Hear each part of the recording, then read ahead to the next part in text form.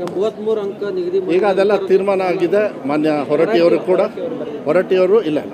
ಬರೆದಿರೋ ಲೆಟರ್ ಇನ್ನೂ ನನಗಂತೂ ತಲುಪಿಲ್ಲ, ನಿಮಗೇನೋ ತಲುಪಿರ್ಬೋದು. ಆಮೇಲೆ ನಿನ್ನೆನೂ ಕೂಡ ಪುಟ್ಟಣ್ಣವರೆಲ್ಲ ಮಾತಾಡಿದ್ದಾರೆ, ಅವರು ಒಪ್ಕೊಂಡಿದ್ದಾರೆ.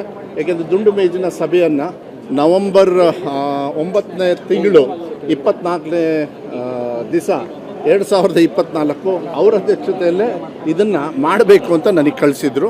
ಅದು ಸ್ವಲ್ಪ ಅವರಲ್ಲಿ ಮಾಹಿತಿಯ ಕೊರತೆ ಮೇಲೆ ಆ ರೀತಿ ಆಗಿತ್ತು. ನಾನು ಕೂಡ ಇವತ್ತು ಮಾತಾಡಿದೆ, ಇಲ್ಲ ಕರೆಕ್ಟಾಗಿ ಆಗಿದೆ ಅದು ಮಾಡಿರೋದು ಒಳ್ಳೆಯದು ಅಂಥೇಳಿ ಕನ್ನಡಿಗರಿಗೆ ಅವಕಾಶಗಳ ಹೆಚ್ಚು ಇನ್ನು ಮೇಲೆ ಸಿಗ್ತಕ್ಕಂಥ ವ್ಯವಸ್ಥೆಯನ್ನು ನಾವು ಮಾಡಿದ್ದೀವಿ. ಯಾಕೆಂದರೆ ಚಿಕ್ಕ ಪುಟ್ಟ ಕೆಲಸಕ್ಕೆ ಸಿಗ್ತಾ ಇರಲಿಲ್ಲ, ಬೇರೆಯವರು ಬಂದು ಅದನ್ನ ಸಹಕಾರ ತಗೊಳ್ತಾ ಇದ್ರು.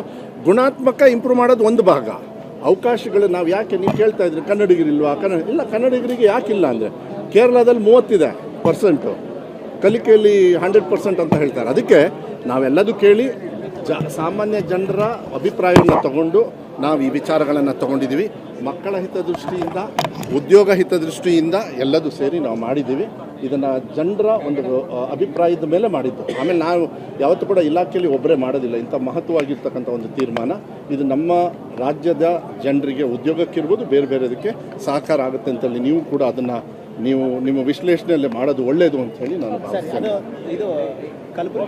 ಅದು ಮಾಹಿತಿ ನೀವು ಹೇಳಿದರೆ, ಮಾಹಿತಿ ಕೊಟ್ಟ ತಕ್ಷಣ ತಪ್ಪುಗಳು ನನ್ನ ಇಲಾಖೆಯಲ್ಲಿ ಯಾವುದೇ ಸಂದರ್ಭದಲ್ಲಿ ಯಾವುದೇ ವಿಚಾರಗಳಿರ್ಬೋದು, ತಕ್ಷಣ ಆ್ಯಕ್ಷನ್ ತೊಗೊಳ್ತೀವಿ. ನಂಬರ್ 1, ಎಸ್ಪೆಷಲಿ ಫುಡ್ಡಲ್ಲಿ ಯಾವುದೇ ಕಾರಣಕ್ಕೂ ನಾವು ಬಿಡೋದಿಲ್ಲ. ಎಲ್ಲರಿಗೂ ಕನ್ನಡ ರಾಜ್ಯೋತ್ಸವದ ಶುಭಾಶಯಗಳು. Thank you. ನವೆಂಬರ್ನಲ್ಲಿ ಕ್ಯಾಬಿನೆಟ್ ರಿಷಫಲ್ ಏನಾದರೂ ಇದೆಯಾ ಸರ್? ಬಾಯಿ ಮುಚ್ಕೊಂಡು ಕುತ್ಕೊ ಅಂತ ಹೇಳಿದ್ದಾರೆ, ನಾನಂತೂ ಕುತ್ಕೊಳ್ತೀನಿ. ಸರ್, ಖಾಸಗಿ ಶಾಲೆಗಳಲ್ಲಿ ಮಕ್ಕಳ ಮೇಲೆ ಹಲ್ಲೆ ಕೆಲವು ಕಡೆ ಆಗ್ತಾ ಇದೆ, ಅದ್ರ ಬಗ್ಗೆ ಏನು ಸರ್? ನೋಡೋಣ, ಅದು ಖಾಸಗಿ ಒಕ್ಕೂಟದವ್ರ ಜೊತೆಗೆ ಮಾತಾಡಿ ಈ ಥರ ಆಗಬಾರ್ದು. ಮಕ್ಕಳು ದೇವ್ರ ಸ್ಥಾನದಲ್ಲಿ ಇರ್ತಾರೆ, ಯಾವತ್ತೂ ಕೂಡ ನಮ್ಮ ಜವಾಬ್ದಾರಿ ಆಗ್ತದೆ, ಸರ್ಕಾರಗಳ ಜವಾಬ್ದಾರಿ ಆಗುತ್ತೆ, ಖಾಸಗಿ ಸಂಸ್ಥೆಯ ಅಸೋಸಿಯೇಷನ್ಸ್ದಾಗುತ್ತೆ, ಟೀಚರ್ಸ್ದಾಗುತ್ತೆ.